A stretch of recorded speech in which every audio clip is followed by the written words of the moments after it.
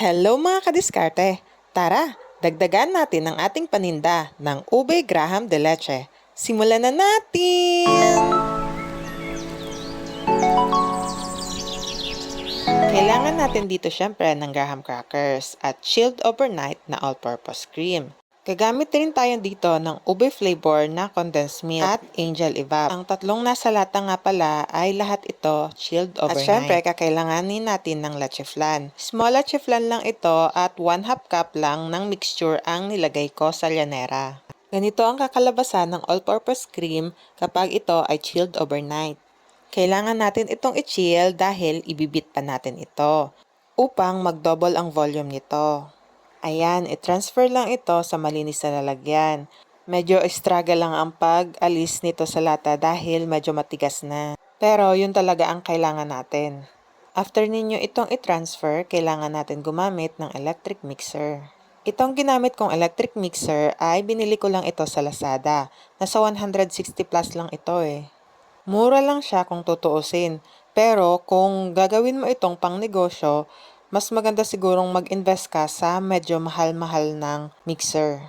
Ang problema lang kasi dito sa mixer na ito ay umiinit kapag medyo matagal mo nang ginagamit. At yung beater niya ay nangangalawang kahit nahugasan mo na ng maayos. Kaya bumili ulit ako ng electric mixer na maganda na ang quality dahil sunod-sunod na yung mga nag-order sa akin. Eto na ang bagong electric mixer ko. Nasa 600 pesos din ang presyo nito at napakaganda na rin ng quality. Maganda na rin itong maging investment lalo na kung marami na ang nag-order sa inyo. Nang hinaya nga ako sa binili kong mixer na ito dahil nakamura nga ako pero hindi naman maganda ang quality. Kaya tips ko sa inyo kung gagawin ninyo itong pang negosyo, mag-invest kayo sa magandang gamit. Ayan, balik tayo sa pagmimix. Nakikita nyong nagdo-double na ang pag-volume nito. Kaya kailangan talaga naka-chilled overnight ang all-purpose cream para mas maganda ang pag-angat ng volume nito. Maaari na nating ilagay ang ating ube flavor. 1/2 na lata muna ang aking nilagay at iminix ko muna ito. Dahan-dahan lang sa paglagay ng condensed milk upang hindi ito mabigla. Hatiin ito sa dalawang batch upang hindi bumagsak ang volume ng ating creamer. Pakunti-kunti lang sa paglagay upang ma-mix din ito ng maayos. Sa reseping ito, napaka-importante talaga nang meron kang electric mixer upang hindi masyadong matrabaho. Okay lang din naman kahit wire whisk lang ang iyong gamitin. Kaso lang masyadong matrabaho iyon. Sa puntong ito ay inilagay ko na yung evaporated milk. Ang mixture na ito ay hindi masyadong matamis, kaya nagdagdag pa ako dito ng 1/2 na lata ng condensed milk.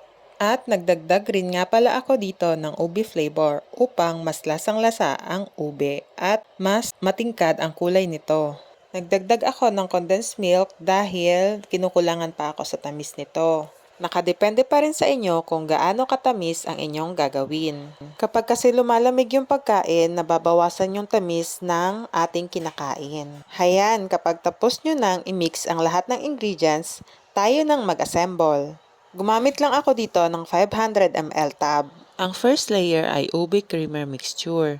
Tansyahin lang kung gaano karami ang inyong ilalagay. Ang second layer ay graham crackers. Kung gusto nyong basain ng gatas ang graham crackers ay pwede naman. Ginagawa iyon upang mas madaling mag-set ang graham crackers at hindi matigas kainin kung gusto mo nang kainin agad. Pero dahil sa akin ay overnight naman itong naka-freezer, okay na ito dahil magsiset naman ito kinabukasan. Pagkalagay ko nga pala ng graham crackers, nilagyan ko ito ng arnibal ng leche flan. Isa-isa ko nga palang inalisan ng arnibal ang aking leche flan at itinransfer ko ito sa malinis na bowl. Huwag mag-alala, hindi masyadong matamis ang recipe na ito. Pero nakadepende sa inyo kung gusto nyo pang gawin ang paglalagay ng arnibal ng leche flan sa graham crackers. Ayan, nailagay ko na nga pala yung pang third layer, ang ube cream mixture. Sunod, ang graham crackers naman. At nilagyan ko ulit ito ng arnibal ng leche flan.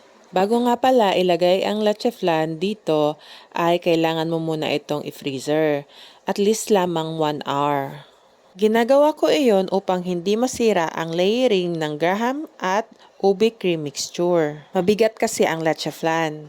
Pero nakadepende pa rin sa inyo kung gusto nyo iyon gawin. Ginagawa ko lang iyon upang mag-set ang cream mixture at hindi magpailalim ang graham crackers kapag nilagyan ko na ng leche flan. Kapag minadali kasi yung process, alam nyo yun, yung parang nagpapile yung graham crackers sa ilalim. Magkakasunod-sunod na sila, hindi yung may gap na cream, graham crackers, graham crackers, ganun. Ang nangyayari, graham, tapos cream na, puro ganun ang nangyayari. Kapag hindi mo na pinatigas ng kahit at least 1 hour kapag nilagyan na ng leche flan. Ayan, sa puntong ito, leche flan na ang aking nilalagay. Tulad ng sinabi ko, pinatigas ko muna ito ng at least 1 hour upang hindi masyadong lumubog yung leche flan. Siya nga pala, mas maganda rin palang ilagay ang leche flan kapag medyo chilled na ito kasi para hindi na ito masyadong malambot.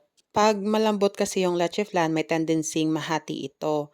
Maraming beses na iyon nangyari sa akin. Lalo na kapag nagmamadali ako at tinatamad na akong i-chill yung aking leche flan. Kapag nabiyak ang leche flan, ang diskarte ko na lang na ginagawa ay tinatabunan ko iyon ng cheese at saka cream mixture. Kesa naman ito ay masayang. Ayan, dito sa video na ito, nilinis ko pa yung leche flan pero kahit hindi na kasi lalagyan nyo lang din naman ito ng cheese at kapag nilagyan nyo ito ng takip ay magsasami pa din yung kanyang cream mixture. First time ko kasi itong ginawa kaya binidyohan ko. Pero nung mga sumunod na mga order ay wala na akong pakialam kung maraming sami sa kanyang leche flan. Dagdag trabaho pa kasi yan, lalo na kapag nagmamadali ka. O ayan, sinabi ko na sa inyo ang mga teknik ng mga tinamad pero hindi tinipid. Madidiscover nyo na lang yung mga teknik na yan kapag sunod-sunod na ang inyong mga ginagawa. Ayan, yung last layer naman ay nilalagyan ko ito ng cheese. Kayo nang bahala kung ano pa ang gusto nyong ilagay at i-partner. Baka meron kayong gustong isa-suggest sa akin. At kapag tapos nyo na itong gawin, pwede na natin itong i-chill overnight bago natin itong ibenta. Happy online selling everyone! Sana ay meron kayong natutunan sa aking video. Thank you for watching! Hanggang sa muli! Paalam!